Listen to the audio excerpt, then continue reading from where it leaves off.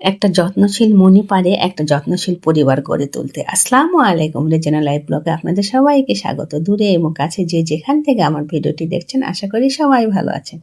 আলহামদুলিল্লাহ, আমরাও ভালো আছি। তো যে বা যিনি আমার ভিডিওটি অলরেডি ক্লিক করেছেন, অবশ্যই একটা লাইক দিয়ে কন্টিনিউ করবেন আর আমার ছোট্ট চ্যানেলটি সাবস্ক্রাইব করে পাশে থেকে যাবেন। এটা আপনাদের কাছে আমার বিশেষ অনুরোধ।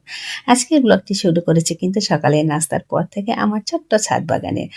মার্শাল্লাহ, ফুল আর ফলে কিন্তু আমার ছাদ বাগান একদম ঝলমলে করছে। আসলে এই সৌন্দর্য উপভোগ করতে না একটা বিশাল মনের প্রয়োজন।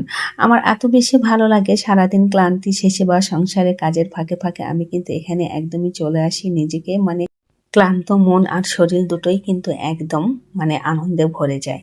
কি যে ভালো লাগে সবকিছু মিলে। তো এই যে রং বেরঙের ফুল আর তার সাথে কিন্তু বিভিন্ন ধরনের ফল সব মিলে কিন্তু ভীষণ ভালো লাগছে। আর এর মধ্যে কিন্তু আমার ড্রাগনগুলোও একদম পেকে লাল টুকটুকে হয়ে গেছে। আসলে নিজের হাতে লাগানো একটা ফুল বা ফল দেখলে কি যে ভালো লাগে, যারা আমরা গাছ পছন্দ করি সেটা কিন্তু আমরা সবাই উপলব্ধি করি। আর এই যে এত বেশি ভালো লাগে যখন নিজের হাতের একটা ফল উঠিয়ে বাচ্চাদেরকে খেতে দেই, তখন কিন্তু মনটা একদম আনন্দে ভরে যায়। ড্রাগন দুটো যেহেতু একদম লাল টুকটুকে হয়ে গিয়েছে, তো আর রাখলাম না। বাচ্চারা স্কুলে চলে যাবার পর কিন্তু আমি এই সময়টাতে অনেকটা সময় কিন্তু ছাদে কাটাই। কোন গাছে কোন ফুল ধরেছে, কোন ফল এসেছে, কোন গাছের কি পরিস্থিতি সবকিছু দেখতে কিন্তু ভীষণ ভালো লাগে। তারপরে এই তো মার্শাল্লাহ, আমি আমার বরকে বলেছিলাম যে একটু লটকন নিয়ে আসতে। সে কিন্তু আমার জন্য এই তো আম, লটকন, আনারস সবই এনেছে। আসলে টক জাতীয় ফল আমি কিন্তু ভীষণ পছন্দ করি, আর সে কারণে সে কিন্তু সবসময় জানে, তাকে বলতেই হয় না। আমি ওই যে বললাম যে সংসার পরিপাটি করতে হলে কিন্তু মন পরিপাটি দরকার। আসলে একটা সুন্দর যত্নশীল গোছানো মনই পারে কিন্তু একটা গোছানো পরিপাটি সংসার করে তুলতে। আমরা মেয়েরা কিন্তু সংসারের পিছনে প্রচুর সময় দেয়, কিন্তু নিজেকে একটুও বেশি সময় দেয় না। প্রত্যেকটা মেয়েদের উচিত নিজের মনকে পরিপাটি সুন্দর করে সাজিয়ে গুছিয়ে রাখা। তার জন্য কিন্তু আপনাকে আপনার পছন্দের কাজগুলো করতে পারেন। সকালবেলা যখন হাজব্যান্ড বাচ্চারা স্কুলে চলে যায়, তারপরে কিন্তু নিজের পছন্দের কাজ করতে পারেন।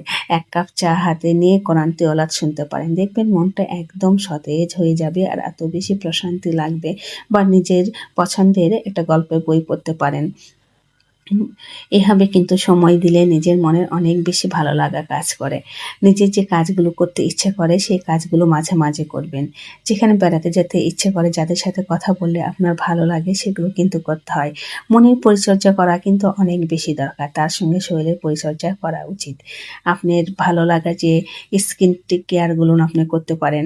আসলে এইভাবে কিন্তু নিজেকে ভালো রাখা যায়। একদম নিজেকে শেষ করে সংসার পিছে সারাদিন খেটে যে সংসারে শুধু পরিপাটি করে রাখা যায় তা কিন্তু না।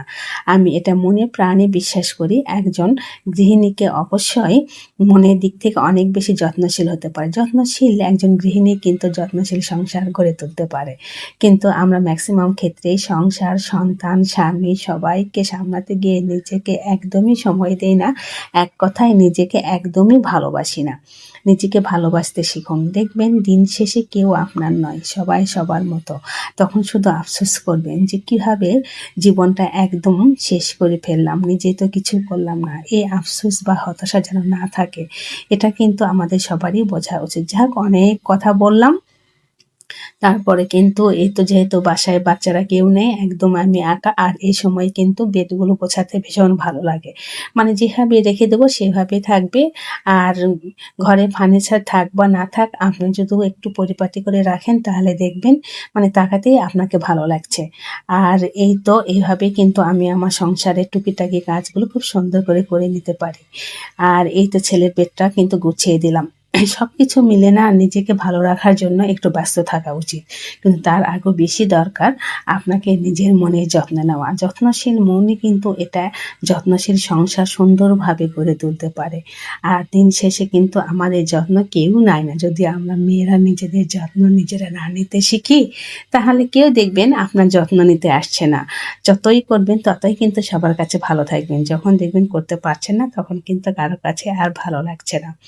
তো যাই হোক, হয়তো বা অনেক বেশি কথা বলে ফেললাম।